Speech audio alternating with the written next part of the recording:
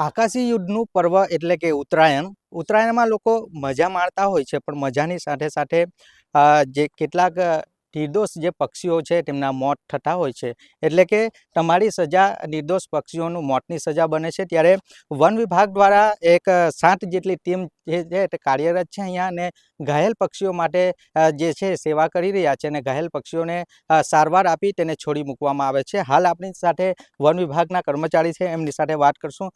કેટલી ટીમો કાર્યરત છે અને અત્યાર સુધીમાં કેટલા ઘાયલ પક્ષીઓ આવ્યા છે?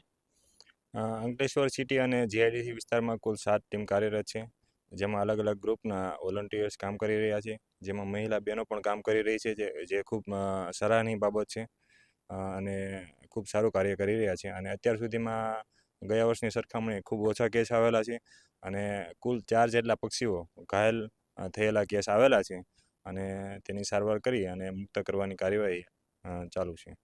ચોક્કસ. તો અહીંયા જે ઘાયલ પક્ષીઓ છે તેની સારવાર કરવામાં આવી છે, ને સારવાર કરી તેને મુક્ત કરવામાં આવે છે. અલગ અલગ ટીમો છે તે અહીંયા કાર્યરત છે. અંકલેશ્વર શહેર ગ્રામ્ય વિસ્તારમાં, જીઆઈડીસી વિસ્તારમાં 7 જેટલી ટીમો છે તે કાર્યરત છે. ખાસ કરીને જોવા જઈએ તો જે યુવકો છે તે તો સેવા કરી જ રહ્યા છે, પરંતુ સાથે સાથે યુવતીઓ આ સેવામાં જોડાઈ રહી છે. ત્યારે તેમની સાથે સીધી વાત કરશું. શું કહેશો? ખાસ કરીને તો યુવાનો આ સેવામાં કાર્યરત હોય છે, પરંતુ તમે પણ જોડાયા છે. કેમ આ સેવામાં જોડાયા છો? કરુણા ભાવ એક આવી વસ્તુ છે જે સૌથી વધારે જોવા જઈએ તો માણસોમાં ઓછી થઈ રહી છે.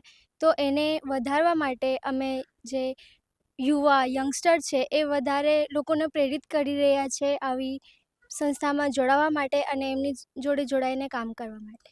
તમે કેટલા વર્ષથી આ કામ છે સેવાનું કરી રહ્યા છે? મને અત્યારમાં આ ગ્રુપ જોડે 3 વર્ષ થઈ ગયું છે, અને એના પહેલાંથી મેં વડોદરામાં કામ કરતી હતી, એટલે 6-7 વર્ષથી મેં કામ કરું છું.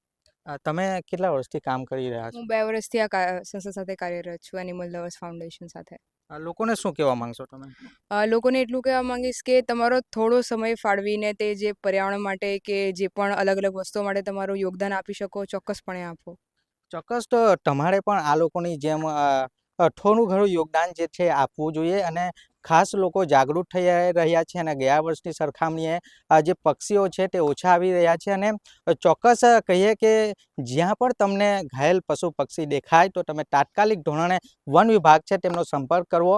આસપાસના એનજીઓ છે તે પણ આ કાર્યરત છે, એટલે એનજીઓનો નંબર હોય તો તેમને પણ સંપર્ક કરી ઘાયલ પક્ષીઓનો જીવ છે તે તમે બચાવી શકો છો. તો આ પ્રમાણે તમે ઘાયલ પક્ષીઓ છે તેમને બચાવવા માટે તમે પણ આગળ આવો, અને જે હેલ્પલાઇન નંબર જે આપ્યા છે તેમની પર કોલ કરી એક સેવાનો મોકો તમે પણ કરો, અને ઘાયલ જે પશુ પક્ષી છે તેમને મદદ કરો.